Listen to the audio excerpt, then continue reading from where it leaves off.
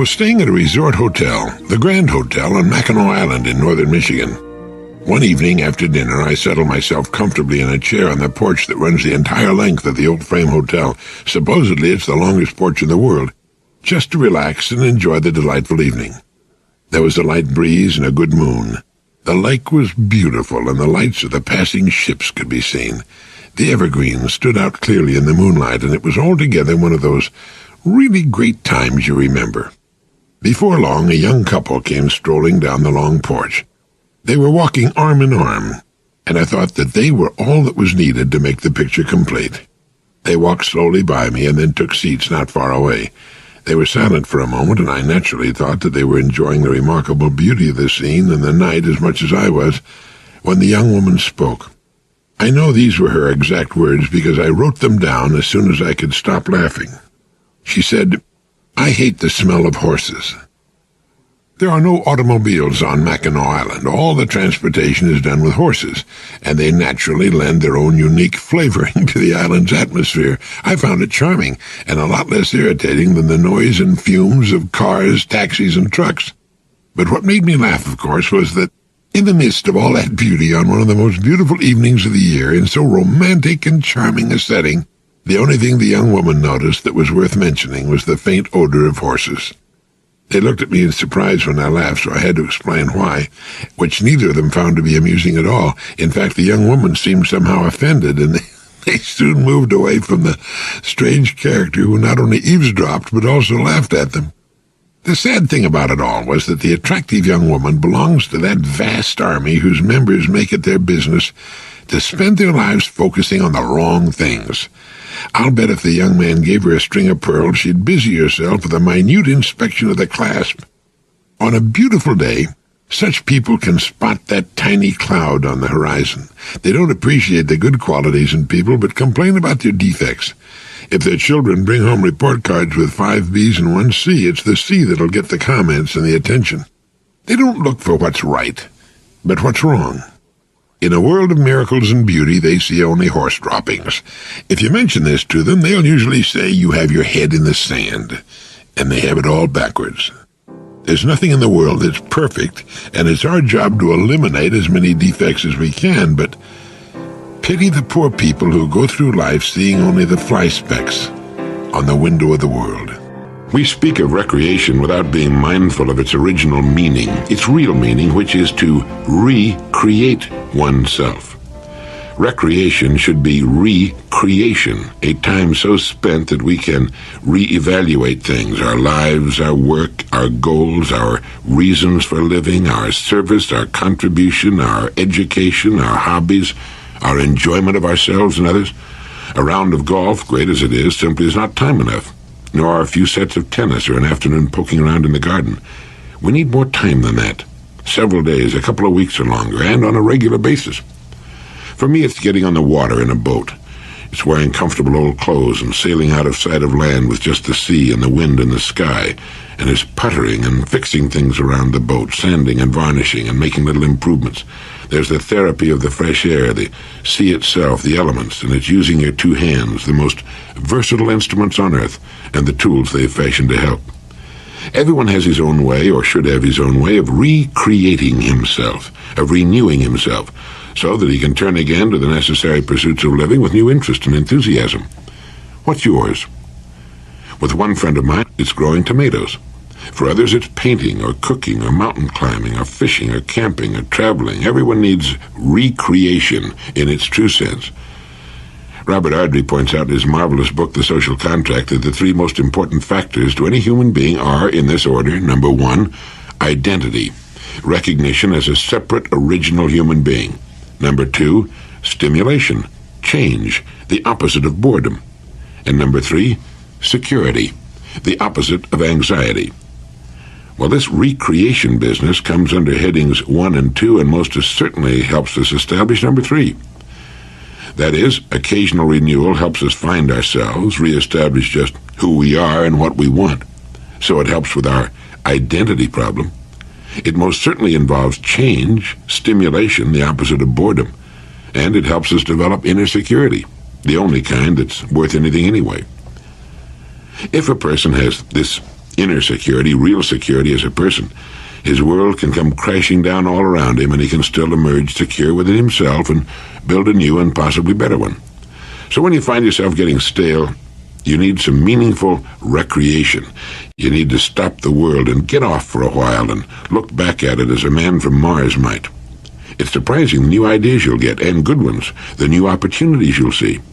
Opportunities that have been lying about in your own backyard, in your own work and world, that you were a little too close to the forest to see before. And when you're lost in the recreation you love, you're really living. You're living as fully as it's possible to live. And you know, that's the whole idea, isn't it? Have you noticed how most people seem to be waiting to be happy in the future? They seem to be so intent on getting through the day, they forget to enjoy it. It's as though happiness is a distant city to them, a city they're striving to reach. But happiness is something that must be learned and practiced if we're to become skilled at it. Pushing it out into the indeterminate future involves running the risk that we won't know how to be happy when we get there. It's like saying, someday when I can afford to buy a piano, I'll sit down and play beautiful music. It doesn't work that way. Owning a piano doesn't confer the knowledge of how to play, and arriving at a particular stage of life, whether it's measured in terms of age or income, doesn't mean that we'll suddenly become happy people. A reporter interviewing J. Paul Getty, who could at that time have cashed in his chips for several $1 billion, asked, "Mr. Getty, what is it that money cannot buy?" And he replied, "I don't think it can buy health, and I don't think it can buy a good time. Some of the best times I ever had didn't cost me any money." The fact is that most of the ingredients necessary for happiness are present in the lives of most people every day. They're things and conditions for which we need not wait. They're ours today. And most of them are things we're so used to, we take them for granted. They're the people with whom we live and work, our children, our homes. There's the anticipation of the day and what it will bring. The opportunity to work well and honestly so that we can take pride and satisfaction from it, and by so doing enjoy our leisure and our rest. There's the happiness that should come from being with our friends and our neighbors, and the thoughtful person finds happiness in just being alive. He enjoys walking on a sunny day, but he likes to walk in the rain, too. He can find happiness from the sound of the surf or the crackling of a fire. Abraham Lincoln said that people are about as happy as they make up their minds to be. And that seems to be it, the making up of the mind. Happy people are happy most of the time, and it must be because they just made up their minds that the alternative doesn't hold much hope or fun.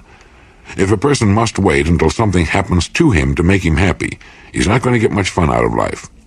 Happiness should not be just the reaction to an outside stimulus. Rather, it should be a state of mind, a regular condition that will fail at times because of unfavorable outside stimulus.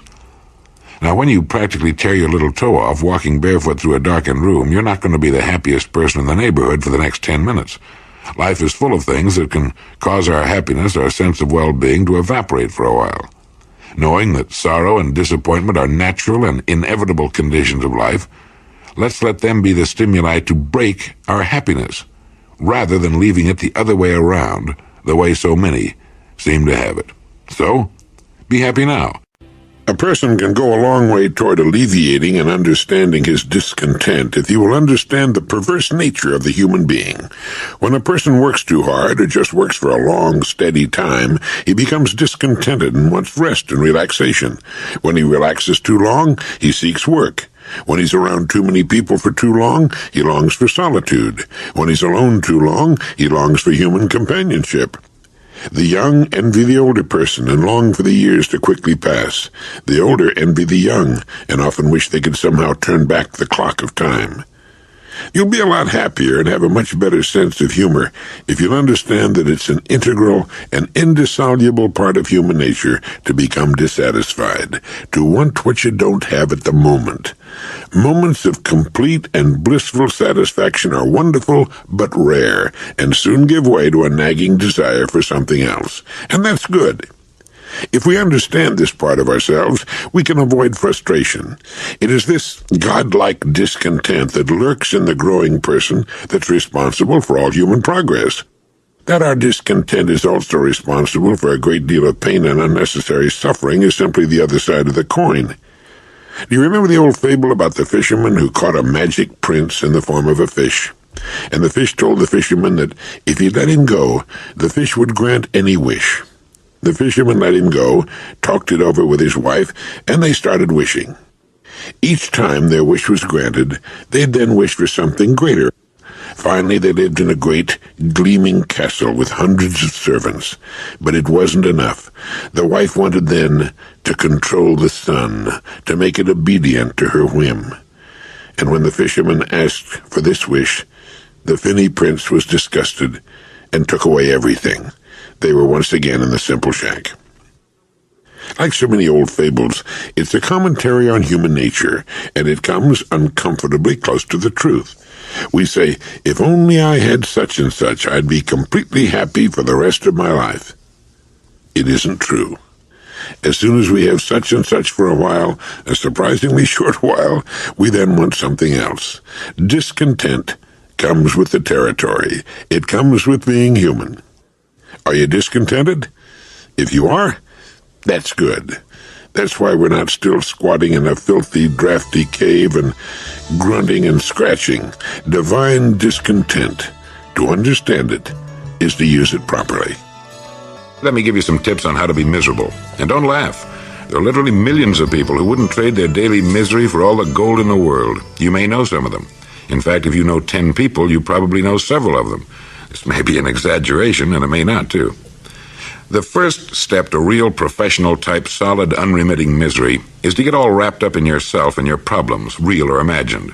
Become a kind of island, surrounded on every side by yourself. By turning all of your thoughts inward upon yourself, you can naturally not spend much or any time thinking of others and other things. And so finally the outside world, the real world, will disappear into a kind of Hitchcock-type fog. You'll know the world is there because every once in a while you'll bump into it. But for the most part, it will be murky and indistinguishable. And it's right here that you have to understand an important but little-known fact. The type of person who turns inward upon himself doesn't have much in the wisdom department, or he'd never do it. And as a result, he doesn't have much to turn inward upon. He finds a kind of vacuum. So he must then invent things. And he invents things like, the world is against him, which is the worst possible kind of conceit. The world isn't against him, it doesn't even know he exists. And as a result, it ignores him completely. So since this person doesn't get much attention from this attitude, he tries to get attention through various other means. One is to hunt for illnesses of various kinds. If you look long enough, and it doesn't take long, you can find symptoms of any condition or disease known to man, and some that are unknown, ranging from yaws to rabies. With your newfound illness, you've got something with which you hope to make everyone else as miserable as you are. So you tell them about it. They don't want to hear about it, but you tell them anyway. And you watch for signs of sympathy. And at first you get them. So you think you've got it made, and you keep this up, with new and interesting medical problems. You wake up every morning feeling rotten, and you let the world know about it. But soon you detect a change. People begin to walk away as you approach. They don't want to hear your deadly recitation anymore. Even your family turns an uninterested deaf ear to your protestations of being on the brink of a slow and painful death. Well, this makes you angry. So childlike, you cry out that nobody cares whether you live or die, and by this time you're pretty close to the truth. So the bitterness deepens, the misery thickens, and you draw farther and farther back into your cave, shouting imprecations at the world, throwing an occasional stone at a passerby, and in general, making a complete ass of yourself. Well, there you have it. One of the best and most common formulas for being miserable, and making those around you miserable as well.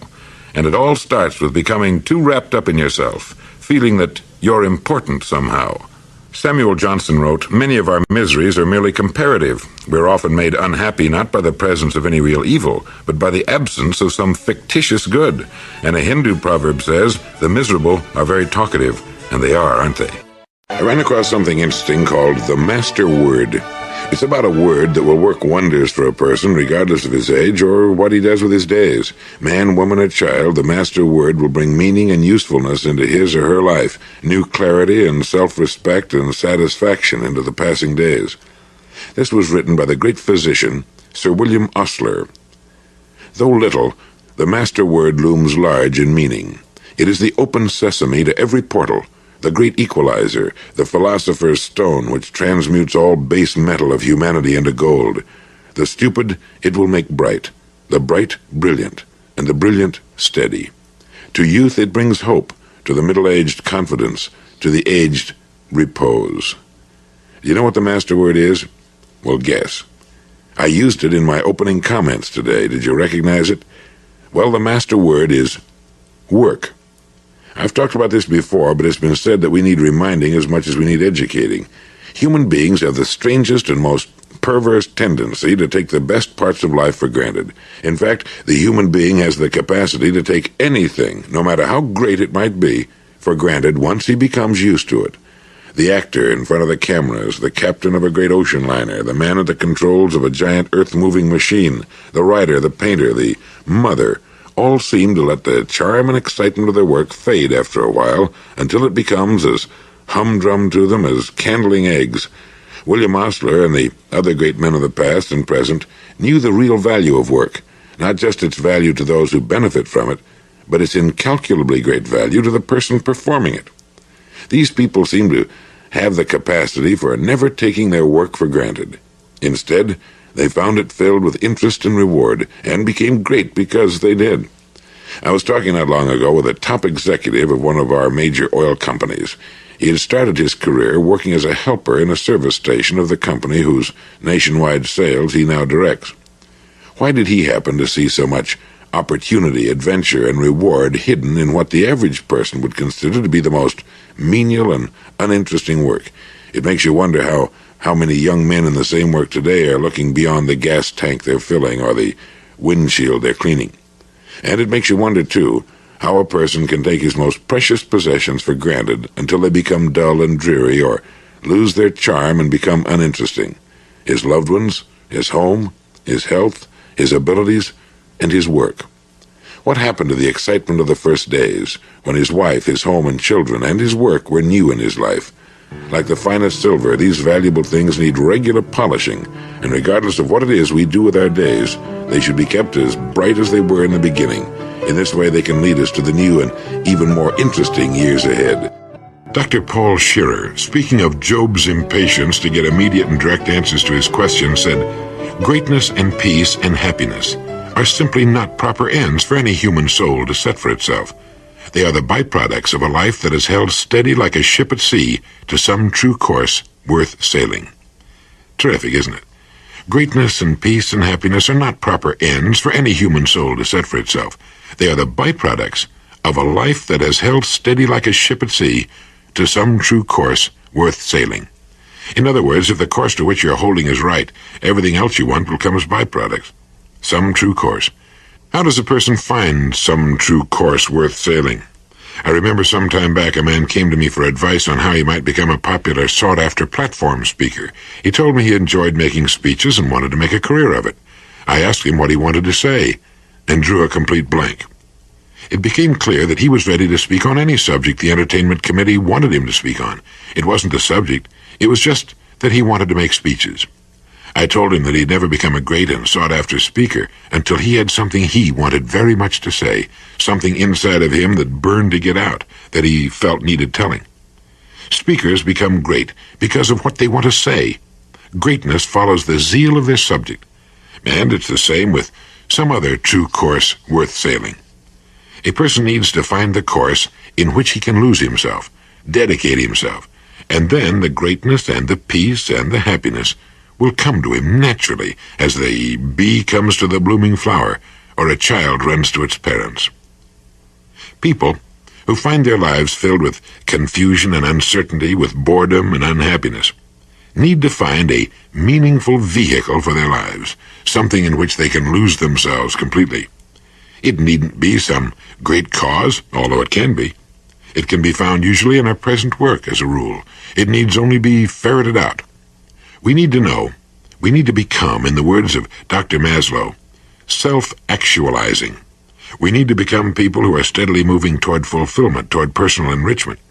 Dr. J. Wallace Hamilton puts it pretty well when he asks and answers his own question. He writes, "What then are the basic laws of happiness, and how do we learn them?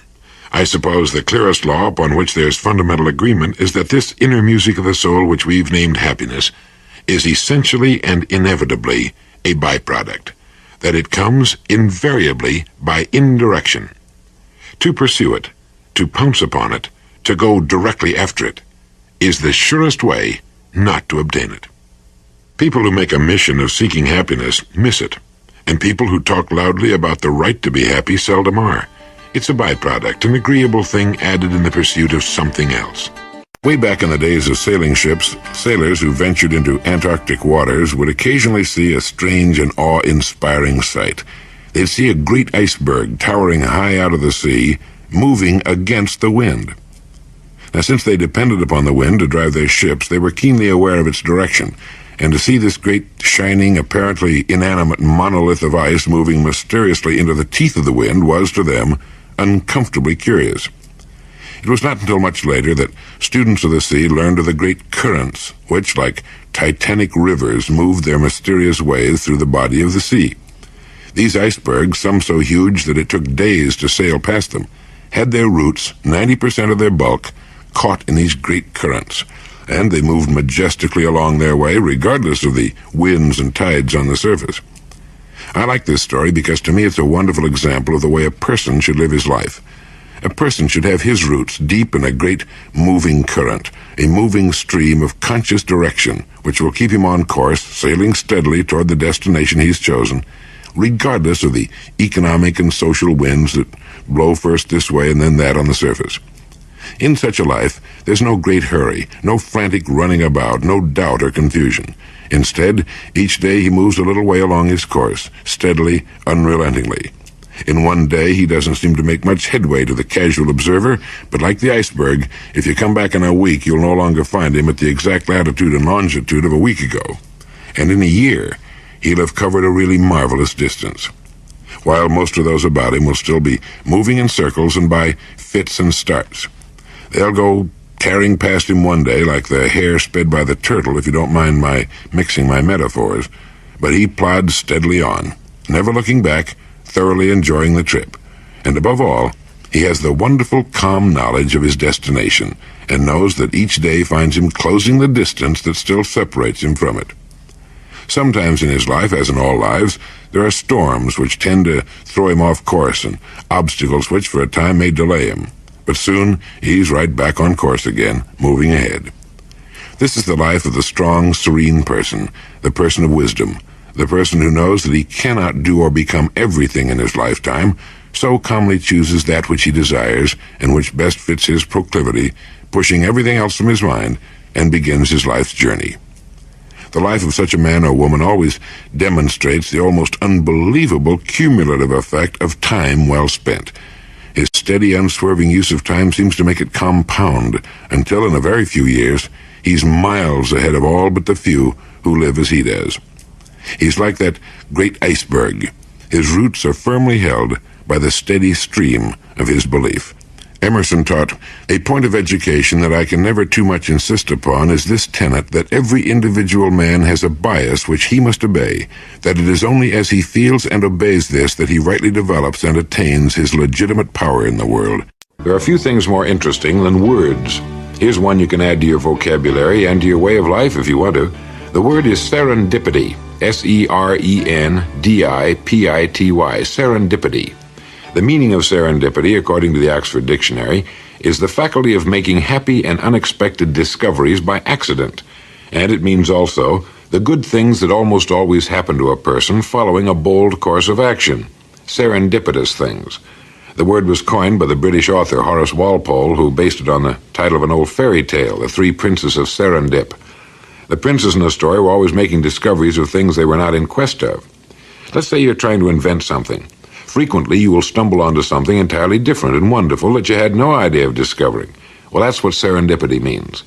Now, the point I want to make is that you wouldn't have made the serendipitous discovery if you hadn't been looking for something else. I'll bet you've heard people say of someone, "That's the luckiest guy in the world." But if you'll get to know the man, you'll usually find he's a busy, positive kind of individual who's always looking for new and interesting ways of doing things. Someone once defined luck as something you find when preparedness meets opportunity. It just won't happen usually unless a person's prepared for it. There are lots of interesting and pretty wonderful things that would be happening all the time to a lot more people if people weren't such stick-in-the-muds as a rule. Take the person who hates his work, for example. There are millions of people, I suppose, who actually loathe the work they're doing. but they stay with it because of some warped sense of security. Now, if they'd find out what it is they really love to do and prepare themselves for it, they could cut loose from what they're doing now, and the minute they do, this word serendipity comes into action, the good things that happen to a person following a bold, positive course of action. It's frequently found that a lot of boredom and frustration in our work comes from not knowing enough about it. You'd be surprised at the number of people who know only their own job, and that in a limited way, and who have no idea what's going on in the rest of their business. Frequently, a person in any given line of work can find interest, challenge, and just the job he's looking for right in his own business or industry if he's just taken the time to find out more about it. One of the greatest explorers who ever lived, Captain James Cook, began as an ordinary seaman. In 4 years, he had learned enough to become a master of his own ship, and later made the discoveries that, of course, made him famous. A happy, successful, serendipitous life, beginning as a common seaman. Another common seaman, named Joseph Conrad, studied and worked his way to become a ship's captain, and later wrote the wonderful stories of the sea that made him loved and famous. There isn't a single line of work where this hasn't happened. I just picked beginning as a common seaman as an example, because that's fairly a small beginning. But the same applies to anything else. Serendipity, it's quite a word, and it'll apply to whatever you do for a living. Sometime back, I was in San Diego for a meeting, and I met a wonderful young couple who'd been married only a few days. Handsome, young, intelligent. Well, it was a pleasure to see them together. After the meeting, they drove me back to my hotel in Mission Bay, and we got to talking about marriage. I mentioned to them what H.L. Mencken had said to reporters who asked him what he thought the secret to a happy marriage was. They had probably expected one of his devastating, iconoclastic comments, but his reply simply was courtesy. There's the secret to happiness in marriage. I'm convinced of it. No matter how you turn that word, it comes out winning. The young couple was thoughtful, and they agreed with me. Courtship, marriage, should have its foundation on love and mutual respect, but the years ahead, a lifetime together, will depend upon that word Mencken passed along as the secret of a happy marriage: courtesy. If a man and woman will be courteous to each other, they'll never take each other for granted. Their marriage will never become dull and common and stale. Courtesy is the thing that keeps a love fresh and alive. It's a strange thing, but if there's one person on the face of the earth you should show courtesy to, it should be the person to whom you're married. That person before anyone else. And yet, well, you know as well as I do that in all too many homes, that's the last person to be treated with courtesy, thoughtfulness, and respect. It takes thought and work to be courteous every day to the person you're married to, and that's exactly what makes a marriage work: thoughtfulness and working at it. People often think there's some kind of mystery to a really great and successful marriage. There's no mystery at all. Everything operates on the same law: cause and effect. The yard around your house will reflect exactly the care you're giving it. It can return to you in beauty and abundance no more than you put into it. It's impossible. It's the same with a job, a business, a human life, a marriage, with everything. No secret, no mystery. You can tell exactly, precisely, what people are putting into a marriage by observing what the marriage is returning to them. And the most important ingredient is courtesy.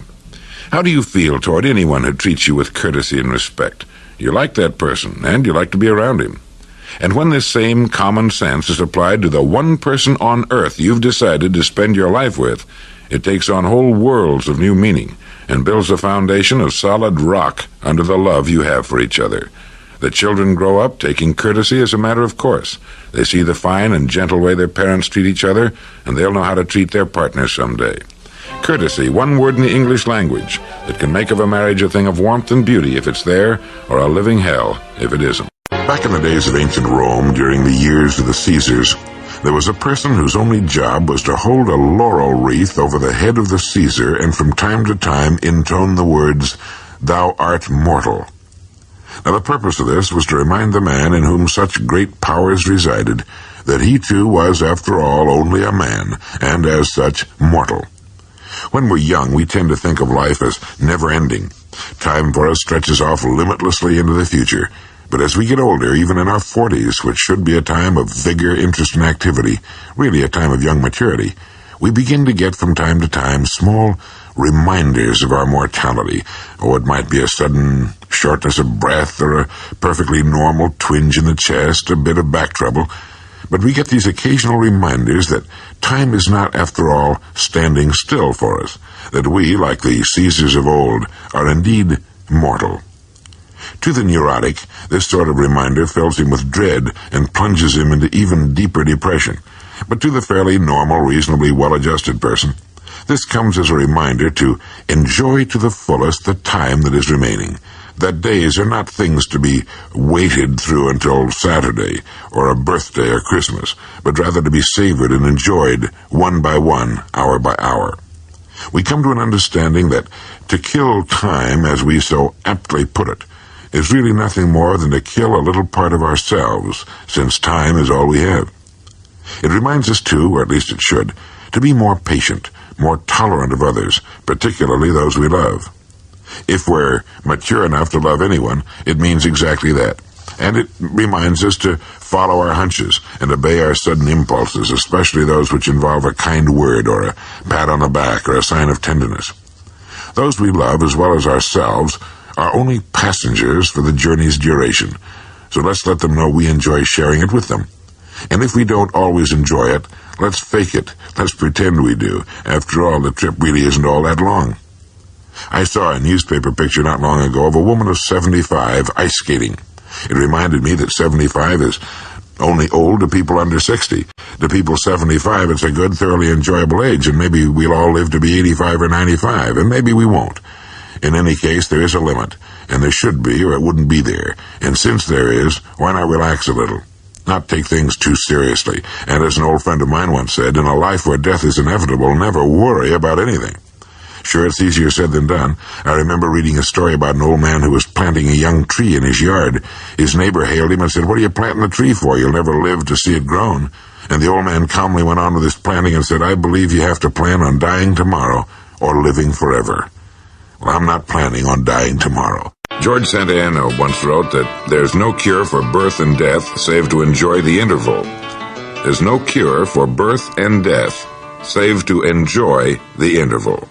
You know, it's being reminded of something like that which can shake a person up a little bit. Have you ever thought much about how much time we waste and unhappiness we bring on ourselves by worrying about the future and reliving in our minds the mistakes of the past?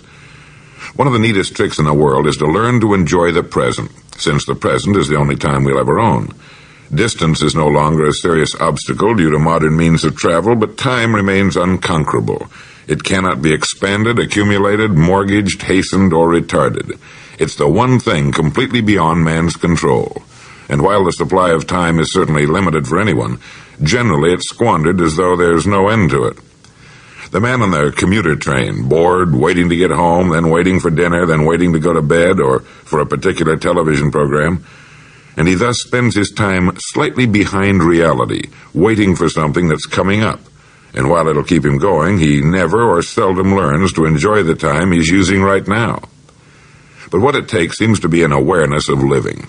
It means being aware that you're alive at this moment, and that the world and people are interesting enough at any time, so that we needn't waste so precious a thing as time in boredom. If we know where we're going in the future, we can do our work the best we can, give it everything we've got, and we don't need to worry about it or the future. And as for reliving our mistakes of the past, this is the easiest advice on earth to give, and probably the most difficult on earth to follow. Everybody knows that it's perfectly useless to relive in our minds the dumb stunts we've pulled in the past, but this doesn't keep us from doing it. And again, according to the experts, the solution may be found in living for the present and enjoying it as much as we can. Now, this does not mean that we should not plan for the future. We should. But once our plans are laid, fine. Work on them, but don't stew and fret over them. All we will ever have is today. Yesterday is gone forever, can never be recalled, and tomorrow really never comes. If we find it difficult to enjoy the day in which we're living, we should remember that what we're waiting for will be made up of the same kind of days we're getting now. Frequently, a person who's unhappy by nature will believe that when something happens in the future, such as marriage, a better job, more money, or whatever it happens to be, that he'll suddenly be a happy person. But the facts don't bear that out. If we're living in the past, or worrying or hoping for happiness in the future, the best thing we can do is ask ourselves, how am I doing with the days I'm getting right now? How am I doing today? It's not how much we have, but how much we enjoy that makes happiness. Try that business of being aware of the present and its possibilities, and the chances are you'll enjoy it. The head of a great corporation died in his New York office of a heart attack.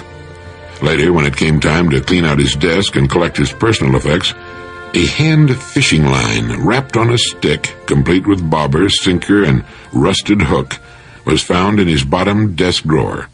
It was probably the one he had used as a small boy on the farm in the Middle West. Had that relic of younger carefree days represented his real dream of what living was all about? He had gone to school, found a job, got married, worked hard, purchased a home on the installment plan and the other niceties of living. Children had come along, and there was their education to think about. There were the promotions that came from hard work and native ability and the passing of the years. There were the clubs and civic things, the professional associations, the crises on the job and at home. And finally, the top job with a company that had grown very much larger with the passing of 30 years. The top job with its responsibilities to stockholders, employees, customers, research and development, finance. The kids were out of school and married themselves now. It had all happened so fast and with no real plan of any kind. It had been school, then job, then work, then promotions and family and income problems, and suddenly there he was on top of the pile. And rummaging in his things in the attic or the basement one day, he had come across that old worn-out fishing outfit with its tiny hook for bluegills and the red bobber with the paint all peeled off. The string had almost come apart in his hands, and he had sat there and remembered that cool little creek with the summer smell of it and the green moss along the bank, the frogs plopping into the water and the water bugs skimming and the willows along the bank. He remembered the excitement of seeing that bobber suddenly disappear and the frantic tug of the fish on the line, and finally a nice string of them for dinner. And suddenly, he had wanted to go back. He had realized that that had been living, that that had been real and elemental and satisfying, and somehow he hadn't done enough of it. He hadn't had the time to just go sit on a bank and fish for a while and chew on a twig and feel the sun on his back and wait for the bobber to disappear. The time and the leisure to listen to the voice inside and get things straightened out in his mind as to what was important and what wasn't. Things like goals and roles. So someone had called him, and he'd put the fishing outfit in his jacket pocket, and he'd thought about the next morning, too, when he took the outfit to his office, and looked at it again, and then finally put it down in that bottom drawer, tucked away, out of sight, but not out of mind.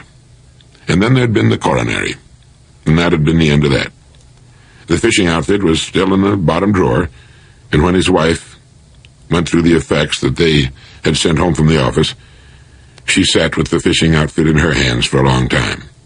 She saw him as a little boy, too, and maybe wondered why he'd followed the course he'd chosen. In interviews with very old people who realize that their remaining time is drawing to a close, you frequently hear them say, "I waited too long to start living." When the researchers or others who hear this kind of response are young, they find it strange. But what these older people mean is that they often fail to enjoy life even during the years that they were living it most fully. And it seems that most people, during the richest and fullest years of their lives, fail to develop an awareness of living, an enjoyment of living. It's like the person who puts the best china and silver and linen away for some future time, or very special time, and dies before any of it's ever used. Or it's like the person who puts seat covers in his car and thus passes on to the second person to buy it brand new upholstery that he himself never used or enjoyed. And so millions of people with the miracle of sight never really see the world about them until it's practically too late. Millions with the inborn capacity to love and to know the joy that loving brings wait too long to express it. They live through the passing years without really being aware of their days, of the riches that are passing through their hands. Few people, it seems, develop an awareness of daily living. In possession of the miracle of life, they pass through their days like automatons. In possession of the greatest gift on earth, life itself, They tell us by their actions that they don't even know they have it, and haven't the slightest conception of its value, let alone an awareness that it's to be enjoyed to the fullest every day. I remember reading an account of a famous show business personality, a woman of great talent, who, as she made the announcement of her impending fourth or fifth marriage, said, "After all these years, I'm finally going to be happy." She thought another husband could somehow give her something she should have been enjoying all along. She obviously had no idea as to what happiness is, where it's to be found, or what living is all about, and she belongs to a big club. It's only when life is threatened that a conception of its value begins to dawn on the average person. A man plotted a kidnapping for months. His mind was filled with the thought of the $1 million ransom he was going to get, more important to him, he thought at the time, than anything else on earth. Yet when he was surprised by the police, he dropped the suitcase containing the ransom and ran for dear life. Ran for dear life. It took the sudden threat of death to put things in their proper order for this poor, stupid person. It's amazing, isn't it, how few people seem to get the word. Most people place the greatest value on the cheapest things in life, while the greatest of all, life itself, goes unnoticed. The most fortunate people in the world are those who have the wisdom to place value where it belongs, those who have an awareness of life.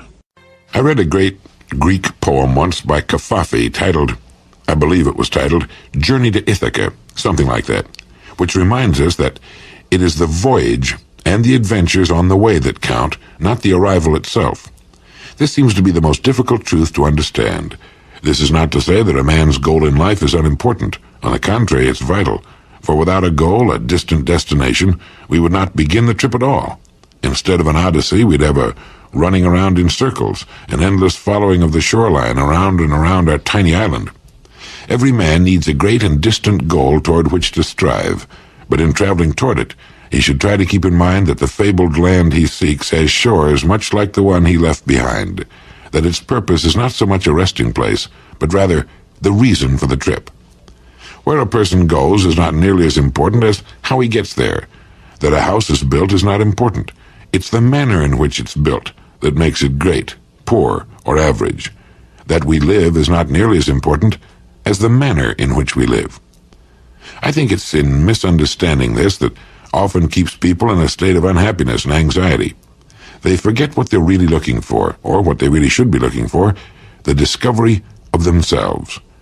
This is the island toward which everyone should journey. It's a difficult journey, beset like the travels of Ulysses with many dangers and hardships, but it gives meaning to life, and there are many rich rewards to be found along the way. It means asking the questions that are hard to answer. Questions like, where am I going? Why am I going there? What is it that I really want? And why do I want it? Am I making the best possible use of myself as a person? Am I gradually realizing my real potential? Am I discovering my best talents and abilities and using them to their fullest? Am I living fully extended in my one chance at life on earth? Am I really living? Who am I? These are the questions everyone must ask himself and find the answers to. As Emerson wrote, though we travel the world over to find the beautiful, we must carry it with us, or we find it not. Whatever it is you're looking for must first be found within yourself, whether it be peace, happiness, riches, or great accomplishments. Everything we do outwardly is only an expression of what we are inwardly. To ask for anything else is as absurd as looking for apples on an oak tree. So the person who knows what he wants knows what he must become, and so he fixes his attention on the preparation and development of himself. And as he grows toward the ideal he holds in his mind, he finds interest, zest, and joy on the journey. He looks forward to tomorrow, but he also enjoys today, for it's the tomorrow he looked forward to yesterday.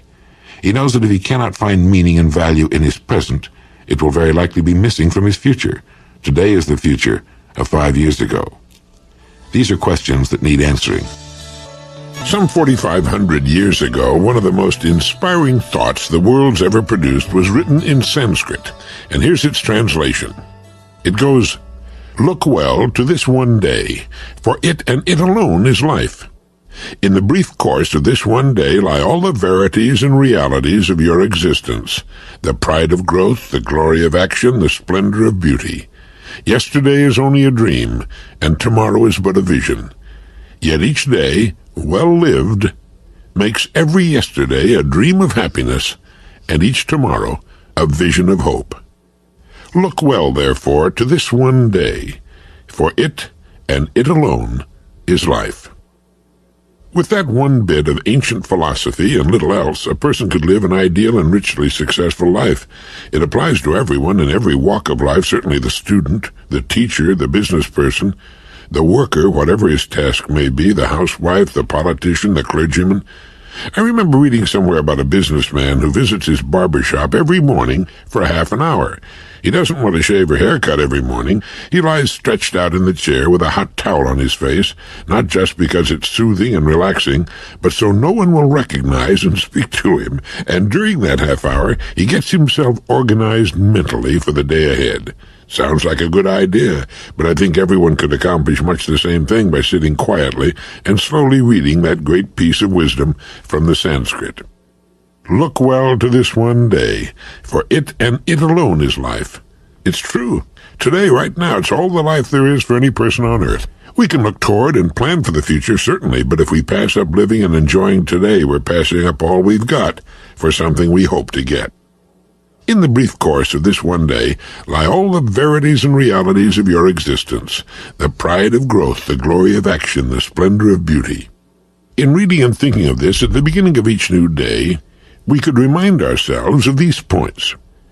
The truth and reality of our lives, in themselves a miracle. And we would remind ourselves of the duty to grow a little as persons, to rise above the petty and the trivial, to become stronger and more serene. And we would remind ourselves to take some action calculated to move us a notch closer to our goals and toward fulfillment as persons, and to recognize and be aware of the beauty around us. The proof of the greatness and truth of this piece of writing is in the fact that it successfully withstood the test of time and has endured for more than 4,000 years. It's as modern and important today as it was the day it first flashed across the mind of some person whose name has long been forgotten. And it'll be just as important to thinking men and women 4,000 years from today. For real truth is as ageless as the mountains, as enduring as the sea. Emerson wrote, "There is a time in every man's education when he arrives at the conviction that envy is ignorance, that imitation is suicide, that he must take himself, for better or worse, as his portion, and that though the wide universe is full of good, no kernel of nourishing corn can come to him but through the toil bestowed on that plot of ground which is given him to till. The power which resides in him is new in nature, and none but he knows what that is which he can do, nor does he know until he's tried. Trust thyself. Every heart vibrates to that iron string." There is a bit of advice that a person would do well to reflect upon every morning of his life. No one can even estimate the number of people who live nervous, anxious, unhappy lives because they daily attempt the impossible, which is to be like someone else. There are people who don't realize the truth of Emerson's words that envy is ignorance, that imitation is suicide. He must have used the word suicide because we have to kill that which is natural in ourselves when we attempt to be like someone else. They need to recognize the truth also that the power that resides in them is new in nature, that it has never appeared before in just that way on earth, that if they'll learn about and develop their own powers, they'll have no need of envy or imitation. Envy is ignorance because it means a person is ignorant of his own powers and abilities, his one-of-a-kind natural talent. He's never looked within himself for his own road to greatness, but instead seeks it in the lives of others. And when he fails to succeed, as do those he envies, as fail he must because he can't possibly be exactly like them, his image of himself shrinks. Not understanding that he is unlike those he envies, he doesn't realize that this simple fact lies at the bottom of his failure. Nor does he understand that he can be as successful as anyone on earth if he will build upon that power that resides in him. As Emerson put it, the power which resides in him is new in nature, and none but he knows what that is which he can do, nor does he know until he's tried. This is why a parent is off base when he says to a child, "Why aren't you like so-and-so, like a brother or some model child? Look what he's doing." The parent doesn't understand that it's a human impossibility for the child to be like so-and-so and to do what he does in the same way. Instead, a parent would be wise to say, "Don't worry about so-and-so. He's found his strength, and he's building on it. You have a strength of your own, and when you find it, you can build just as high." And then those great words, "Trust thyself." Every heart vibrates to that iron string. When a person finds himself, when he stops imitating and envying others, there's something in his nature that says to him, "This is it. You've found your road at last." Every person is born to be a star at something. The purpose of his or her life is to discover it, and then to spend his or her years building upon that plot of ground it was given to him and to her to till. What makes you happy will depend upon your own personal nature, which is different in many ways from that of any other human being. To try to find happiness by doing what seems to make others happy is to fall headfirst into the identity trap. So writes Harry Brown in his book, How I Found Freedom in an Unfree World. Mine's an Avon paperback. He believes that there are two identity traps. One, the belief that you should be someone other than yourself, and two, the assumption that others will do things in the way that you would. Now, these are the basic traps of which many others are variations. In the first trap, you necessarily forfeit your freedom by requiring yourself to live in a stereotyped, predetermined way that doesn't consider your own desires, feeling, and objectives. The second trap is more subtle, but just as harmful to your freedom. When you expect someone to have the same ideas, attitudes, and feelings that you have, you expect him to act in ways that aren't in keeping with his nature. As a result, you'll expect and hope that people will do things they're not capable of doing. Others can suggest what you should do or what ought to make you happy, but they'll often be wrong. You have to determine for yourself who you are, what makes you happy, what you're capable of doing, and what you want to do. Be open to suggestions, but never forfeit the power to make the final decision yourself. Only then can you act in ways that will bring you happiness. You're in the identity trap when you let others determine what's right or wrong for you, when you live by unquestioned rules that define how you should act and think. You're in the identity trap, says Mr. Brown, when you try to be interested in something because it's expected of you, or when you try to do the things that others have said you should do, or when you try to live up to an image that others say is the only legitimate, valid image you're allowed to have. You're in the identity trap if you allow others to define labels and impose them upon you, such as going to PTA meetings because that's what so-called good parents are supposed to do, or going to visit your parents every Sunday because a good child would never do less, or giving up your career because a so-called good wife puts her husband's career first. You're in the identity trap if you feign an interest in ecology to prove your civic interest, or give to the poor to prove you aren't selfish, or study dull subjects to appear to be intellectual. You're in the identity trap if you buy an expensive car to prove you're successful, or a small foreign car because your friends are anti-Detroit, or if you shave every day to prove you're respectable, or let your hair grow long to prove you don't conform. In any of these ways, you allow someone else to determine what you should think and be. You deny your own self when you suppress desires that aren't considered legitimate, or when you try to appear to be having fun because everyone else is, or when you settle for a certain life because you've been told that's all you should expect in the world. A little book that's meant a great deal to me, and I suppose thousands of others, is As a Man Thinketh by James Allen.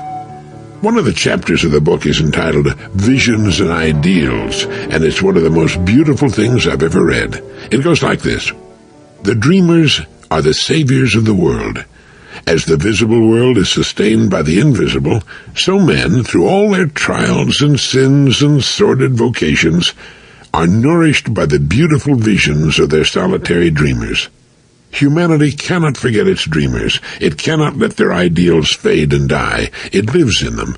It knows them as the realities which it shall one day see and know. Composer, sculptor, painter, poet, prophet, sage, these are the makers of the afterworld, the architects of heaven. The world is beautiful because they've lived. Without them, laboring humanity would perish. He who cherishes a beautiful vision, a lofty ideal in his heart, will one day realize it. Columbus cherished a vision of another world, and he discovered it. Copernicus fostered the vision of a multiplicity of worlds and a wider universe, and he revealed it. Buddha beheld the vision of a spiritual world of stainless beauty and perfect peace, and he entered into it. Cherish your visions. Cherish your ideals. Cherish the music that stirs in your heart, the beauty that forms in your mind, the loveliness that drapes your purest thoughts. For out of them will grow all delightful conditions, all heavenly environment. Of these, if you but remain true to them, your world will at last be built. To desire is to obtain. To aspire is to achieve. Shall man's basest desires receive the fullest measure of gratification, and his purest aspirations starve for lack of sustenance? Such is not the law. Such a condition of things can never obtain. Ask and receive. Dream lofty dreams, and as you dream, so shall you become. Your vision is the promise of what you shall one day be. Your ideal is the prophecy of what you shall at last unveil. The greatest achievement was at first and for a time a dream. The oak sleeps in the acorn, the bird waits in the egg, and in the highest vision of the soul a waking angel stirs. Dreams are the seedlings of realities. Your circumstances may be uncongenial, but they shall not long remain so if you but perceive an ideal and strive to reach it. You cannot travel within and stand still without. You will realize the vision, not the idle wish, of your heart, be it base or beautiful, or a mixture of both, for you will always gravitate toward that which you secretly most love. Into your hands will be placed the exact results of your own thoughts. You will receive that which you earn, no more, no less. Dream lofty dreams, and as you dream, so shall you become. Your vision is the promise of what you shall one day be. Your ideal is the prophecy of what you shall at last unveil. Here's something worth keeping in mind. If one advances confidently in the direction of his dreams and endeavors to live the life which he has imagined, he will meet with a success unexpected in common hours. It was written by Henry Thoreau, and it contains a truth most people don't even dream exists. If they did, the entire country might be turned into total chaos. The truth most of us miss in that great quotation is that success, beyond anything we might now imagine, lies in wait for those who can put together enough courage to actually live the life they imagine. You know, most people live in two worlds. There's the real world, the world in which they move and work and live, the world of the nitty-gritty. And there's the world of the imagination, the world they would secretly like to live in. And what keeps them from moving from the world of reality into the world of their imagination is habit, and the fear of falling flat on their faces in the attempt, and losing even the little that they presently have, and perhaps looking ridiculous in the eyes of their loved ones and friends. They're the Walter Mitties of the world. We're all Walter Mitties to some extent. What we fail to realize is what Thoreau discovered, that if one advances confidently in the direction of his dreams and endeavors to live the life which he has imagined, he will meet with a success unexpected in common hours. Thoreau knew this because he did it. So did Paul Gauguin, the painter, so have thousands of others who have found to their delighted surprise that life pays off most handsomely when we're doing that which we most want to do, when we're actually living the life we've imagined for so long. Well, that doesn't mean that we run off after every vagrant whim, but it does mean that we should live the life that we know, deep down in our very being, we would most like to live. It means that we should be doing that which every indicator of our makeup, every fiber of our being tells us we should be doing, and has been telling us for some time. Gauguin didn't tear off to Tahiti the first time the delightful thought popped into his strange head, nor did Thoreau go to live at Walden Pond the first time the idea struck him to go off by himself and meditate and think and write and try to discover for himself what was important and what wasn't.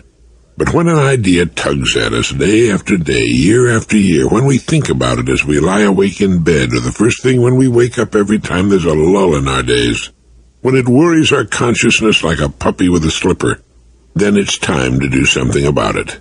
And even though making the move might seem to jeopardize everything of order in our lives, it's very likely, as Thoreau suggested, that we will meet with a success unexpected in common hours. The most commonly voiced thought after taking such a step is, "Why didn't I do this years ago?"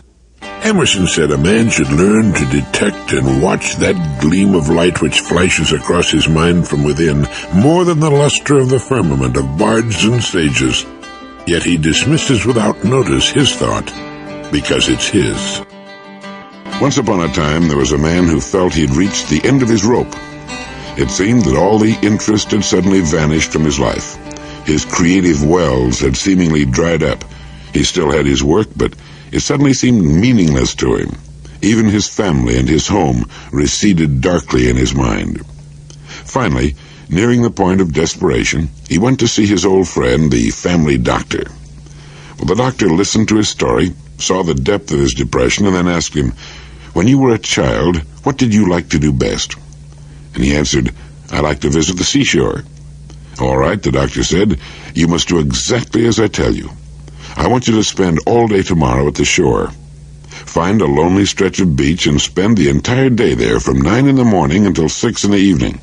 Take nothing to read, and do nothing calculated to distract you in any way. I'm going to give you 4 prescriptions in order.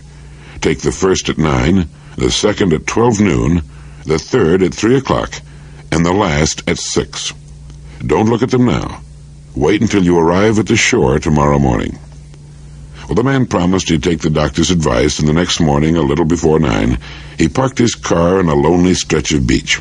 There was a strong wind blowing in from the sea, and the surf was high and pounding. He walked to a sand dune near the seething surf and sat down. He took out prescription number 1, opened it, and read it. It said, "Listen." That was all that was written on it, the one word, "listen." And so for 3 hours, that's all he did. He listened to the sound of the buffeting wind and the lonely cries of the gulls. He listened to the sound of the booming surf. He sat quietly, and he listened. At noon, he took out and read the second prescription. It said simply, "Reach back." And so for the next 3 hours, he did just that. He let his mind go back as far as it could go, and he thought of all the incidents of his life that he could remember, the happy times, the good times, the struggles, and the successes. At 3 o'clock, he tore open the third prescription. It said, "Re-examine your motives." And this took so much intense thought and concentration that the remaining 3 hours slipped quickly by. For 3 hours, he re-examined his motives, his reasons for living and moving closer to fulfillment. He clarified and restated his goals. And at 6 o'clock, under a gray, darkening sky with a taste of salt spray on the wind, he read the fourth and final prescription. It read, "Write your worries in the sand." There had been one thing that had been worrying him particularly, so he walked to the hard sand and with a stick wrote this worry in the sand and stood looking at it for a moment. Then as he walked toward his car, he looked back and saw that the incoming tide had already erased his worry. He got in his car and drove homeward. My old friend Norman Vincent Peale told me that story some years back about the man, the seashore, and the 4 prescriptions. Listen, reach back, re-examine your motives, and then write your worries in the sand. Dr. Kenneth Hildebrand, for many years a Midwestern minister and author of the book Achieving Real Happiness, told of a woman who was married to a cruel, shiftless alcoholic. When drunk, he would beat her and the children.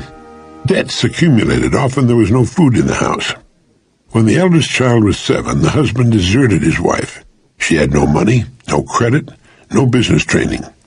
She had to undergo surgery, thus adding to her mountain of debt. A few months later, the youngest child became ill and died. When the father received the news by wire, he telegraphed in reply, "Terrible shock. Sorry to hear the news." His heartlessness so angered the woman that she resolved to rear the children without him at whatever cost to herself. The following 9 years, she toiled at any work available. She never lost her determination or her sense of humor, and she prided herself in not saying or doing anything to turn the children against their father. She managed to keep the home together and to make it a cheery one. At the end of 9 years, she married a man who loved her and the children devotedly. To encourage other women undergoing difficult experiences, she said, "Any woman can wring happiness out of life if she's worthy of happiness." Her words are worth remembering. Her happiness and well-being did not depend upon circumstances. She was superior to them. She rose above them. Now, no woman would enjoy going through what this woman had to endure, and every life has its problems. But if we permit our circumstances to dictate how we feel and act, we're relinquishing control of our own lives. And it's our attitude toward others and the world that determines what happens to us. If the woman I mentioned had not developed her cheerful, friendly, successful attitude toward her life, the chances are excellent that she never would have found the right man and married again. A popular fallacy held by almost all young people and a large segment of the older adults is that happiness hinges on pleasant circumstances and congenial surroundings. These people think that if their circumstances were better, they'd be happy. This isn't true. If a person cannot find happiness in his daily life now, unless he wakes up, he will never be happy, regardless of his circumstances. The fact is, whether or not we admit it to ourselves, that genuine happiness is hidden in the quiet simplicities and fundamental virtues of life. These cannot be purchased, even though you could afford to pay a king's ransom, and they at the same time exist for anyone. Every day of our lives is either successful or unsuccessful. If we permit the success of our days to depend upon things such as the weather, the talk and the actions of other people, and if we concentrate not on what we have, but rather on those things we do not have, well, we become little more than small mirrors of our surroundings. What we should remember is that each of us, in reality, shapes his world in his own likeness. If ours is not a happy world, it's because that's the way we see it.